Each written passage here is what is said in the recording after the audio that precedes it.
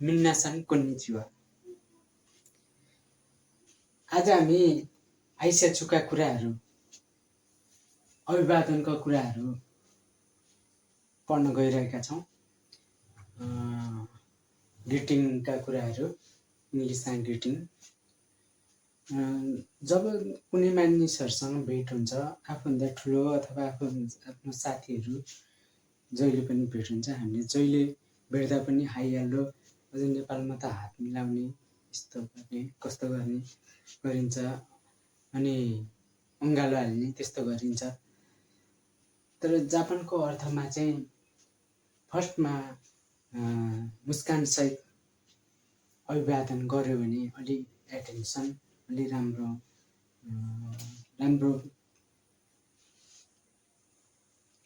हुन जान्छ। त्यसमा चाहिँ भनिदिन्छ नि, first attention is last attention. त्यसै कारणले हामीले फर्स्ट अफ अल कसैसँग भेट्दा पनि मुस्कानसहित भेट्नु पर्दछ र कुन बेला के भन्ने कुराहरू, जस्तै इङ्ग्लिसमा गुड मर्निङ, गुड आफ्टरनुन, यस्तो यस्तो शब्दहरू प्रयोग गरिन्छ। नेपालीमा पनि शुभ प्रभात, होइन, अनि शुभ बिहानी, नमस्कार, यस्ता यस्ता शब्दहरू प्रयोग गरिन्छ। अझ नेवारी भाषामा जोजेलोपा, शेर्पा भाषामा के भन्छ, शेर्पा टासिदेले भन्छ, यस्तो यस्तो शब्दहरू प्रयोग गरिन्छ। त्यो अभिवादनले चाहिँ हाम्रो व्यक्तित्व झल्काउने काम गर्छ, हामीलाई चाहिँ राम्रो बनाउने काम गर्छ। त्यसैले हामीले जापानिज भाषामा पनि यस्तै प्रकारको विभिन्न अभिवादनका शब्दहरू छन्। जस्तै बिहामा हामीले कसैसँग भेट्दाखेरि ओहायो गोजाइमास भनिन्छ। लेख्दा चाहिँ ओहायो गोजाइमास लेखिन्छ, तर भन्दाखेरि चाहिँ उलाई चाहिँ साइलेन्ट गरेर ओहायो गोजाइमास भनिन्छ। आफू जत्तिकै साथीहरूलाई भेट्दा चाहिँ जहिले पनि ओहायो भनिन्छ, तर आफूभन्दा ठुलो मानिसहरूलाई भेट्दाखेरि चाहिँ ओहायो गोजाइमास भनिन्छ। यसरी यसको अर्थ चाहिँ शुभ बिहानी, गुड मर्निङ भन्ने अर्थ लाग्दछ। अब अर्को छ कोन्निचिवा। यो कोन्निचिवा चाहिँ जति बेला पनि प्रयोग गर्न सकिन्छ। जस्तै हामीलाई ओहायो गोजाइमास, अनि त्यसपछि यो कोन्बान्वा, अनि ओयासुमिनासाई, यस्तो शब्दहरू थाहा छैन भने चाहिँ कोन्निचिवा भन्यो भने नेपालीमा नमस्ते भने जस्तो शब्दहरू जान्छ। त्यसैले कोन्निचिवा चाहिँ एकदम महत्त्वपूर्ण शब्द हो। कोन्निचिवा नमस्ते भने जस्तै हो, होइन। कोन्बान्वा भनेको चाहिँ अब साँझको बेला कसैलाई भेटियो भने कोन्बान्वा भनिन्छ। अनि ओयासुमिनासाई भने चाहिँ तपाईँको राति, गुड नाइट, अथवा रात्रिकालीन अवस्थामा भेट भयो भने के भनिन्छ, ओयासुमिनासाई भनिन्छ। अब कुनै मान्छेसँग भेट भयो भने छोड्ने बेलामा माता आइमास्यो, फेरि भेटौँला भनेर छोडिन्छ। माता आसिता आइमास्यो, फेरि भोलि भेटौँला।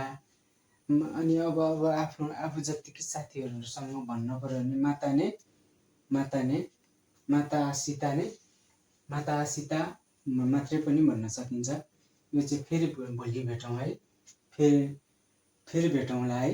माता आइमास्यो भने फेरि भेटौँला, माता आसिता आइमास्यो भने चाहिँ फेरि भोलि भेटौँला भन्ने अर्थ लाग्दछ। अनि सायोनारा भन्दा चाहिँ बाई बाई भन्ने शब्दहरू प्रयोग हुन्छ। मेरो बुझाइमा चाहिँ यो सायोनारा चाहिँ अब छुट्टिएर अलिक टाढा नै जानु छ भने चाहिँ सायोनारा भन्ने गरिन्छ। सामान्यतया माता नै मात्रै भनिन्छ। अलि आज भोलि नै सधैँ भेट हुने मान्छेहरूलाई चाहिँ। अनि अर्को छ आरिगातो गोजाइमास। यो शब्द चाहिँ एकदमै जापानमा चाहिँ एकदमै युज हुन्छ, जति बेला पनि युज हुन्छ आरिगातो गोजाइमास। यो आरिगातो गोजाइमासको आरिगातो आरिगातो आरिगातो मात्रै पनि भनिन्छ। आफ्नो अलि सम्मान गरेर बोल्दा चाहिँ आरिगातो गोजाइमास भनिन्छ। अनि त्यसपछि दौमा आरिगातो गोजाइमास भने चाहिँ फेरि धेरै धेरै धन्यवाद, धेरै धेरै धन्यवाद भन्नु पर्यो भने थ्याङ्क यू भेरी मच भनिन्छ नि। थ्याङ्क यू भेरी मच भन्नु पर्यो भने चाहिँ दौमो आरिगातो गोजाइमास भनिन्छ। यसलाई दौमो मात्रै भनिन्छ पनि भनिन्छ। दौमो भनेको धेरै धेरै धन्यवाद, धेरै धन्यवाद भन्ने अर्थ लागेको छ। अनि यो सुमिमासेन, यो चाहिँ कुनै मान्छेलाई आफूतिर ध्यान आकर्षण गर्न पर्यो भने, कसैलाई बोलाउनु पर्यो भने, अथवा कुनै गल्ती भयो भने सुमिमासेन सुमिमासेन भनेर उच्चारण गरिन्छ, सुमिमासेन भनिन्छ। अनि कुनै एकदम गल्ती नै गरियो, माफी माग्नु पर्यो भने के हुन्छ, गोमिनासाई गोमिनासाई भनिन्छ। गोमिनासाई, सरी है, माफ पाऊँ है भन्ने अर्थ लाग्दछ। अब रह्यो सिचुरे सिचुरे सिमासी। यो भने चाहिँ तपाईँको भुलवश केही गल्ती भएको भए चाहिँ माफ पाऊँ है भन्ने अर्थ लाग्दछ। सिचुरे सिमास्ता भनेको कुनै मान्छेसँग भेट भएर कुराकानी गरेर छुट्टिने बेलामा यो शब्द प्रयोग गरिन्छ, सिचुरे सिमास्ता। अनि कुनै मान्छेलाई चाहिँ एकदम अनुरोध गर्नु पर्यो भने, अनुरोध जस्तै एक्सक्युज मी भन्दा पनि रिक्वेस्ट गर्नु पर्यो भने ओनेगाई सिमास भनिन्छ। ओनेगाई सिमास नेपालीमा अनुरोध गर्दछु भने जस्तै लाग्दछ। ओनेगाई सिमास भनिन्छ। र कसैलाई बधाई दिन पर्यो भने ओमेदेते गोजाइमास भनिन्छ। अनि कसैलाई जन्मदिनको शुभकामना दिन पर्यो भने ओतान्जोबी ओमेदेते गोजाइमास, जन्मदिनको शुभकामना भनेर भनिन्छ। अनि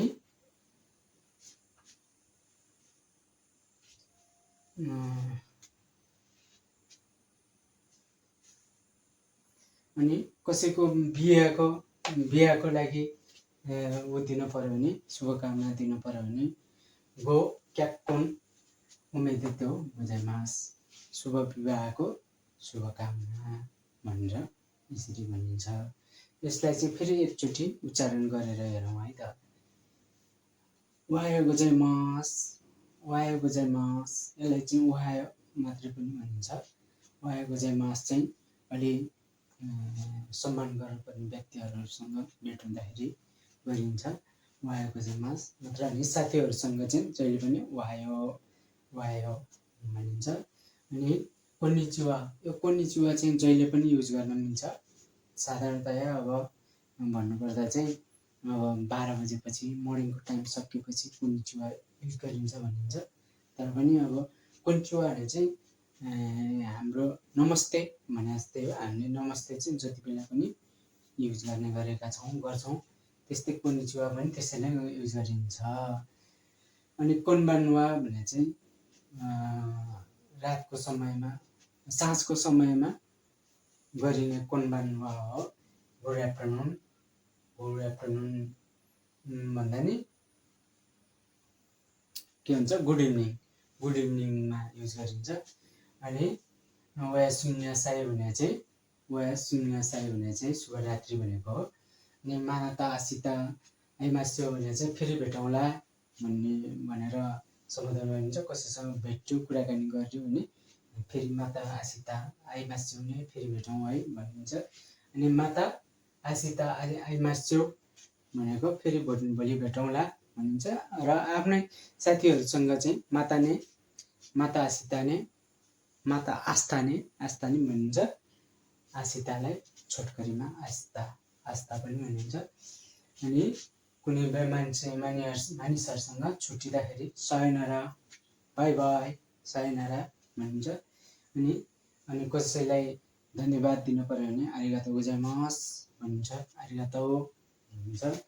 अनि अलि धेरै नै धन्यवाद दिनु पर्यो भने दोमो आरिगातो गोजाइमास भनिन्छ, दोमो पनि भनिन्छ छोटकरीमा। अनि कसैलाई ध्यान आकर्षण गर्नु पर्यो भने सुमिमासे भनिन्छ। अनि यसको अर्थ फेरि माफपामै भन्ने अर्थ पनि राख्छ, सुमिमासे भनिन्छ।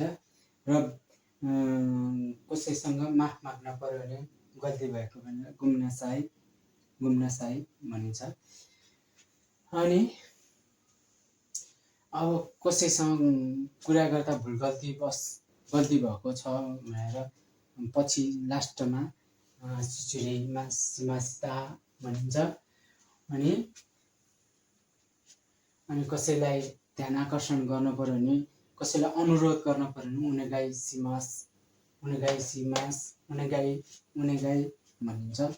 अनि कसैलाई बधाई दिनु पर्यो भने उमेदेत्यो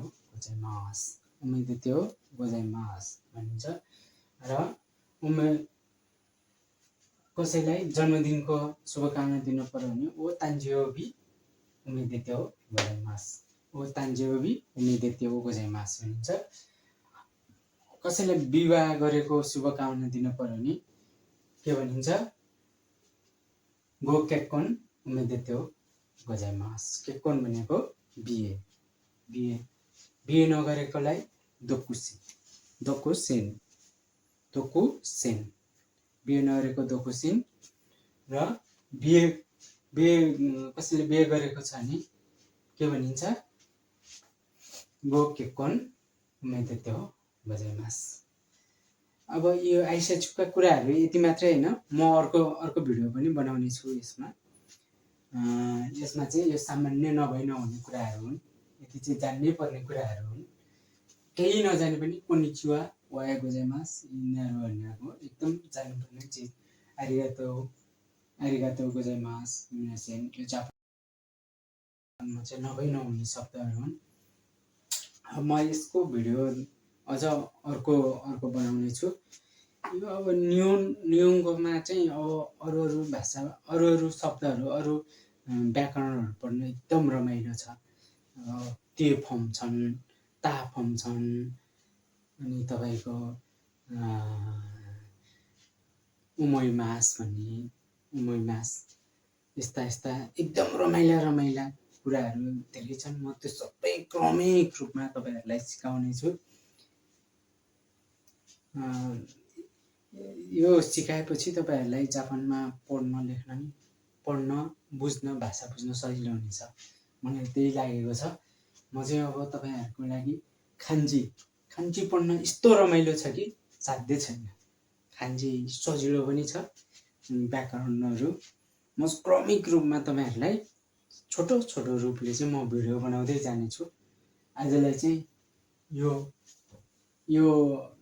तपाईँहरूले सुनिराखेको चिज हो। सबै जम्मा 17वटा छ। अब यसमा 17वटा अझ अलि धेरै। अब यस्तो छ, क्याजुअल भन्छ, अनि फुचुके भन्छ, के भन्छ। अनि त्यसपछि हामीले चाहिँ जति बढी पढ्दै गयो, जति धेरै जान्दै गयो, त्यति नै आइसाचुका अरू शब्दहरू नि पढ्छौँ र जान्नेछौँ। पहिला चाहिँ यति जानौँ भन्दै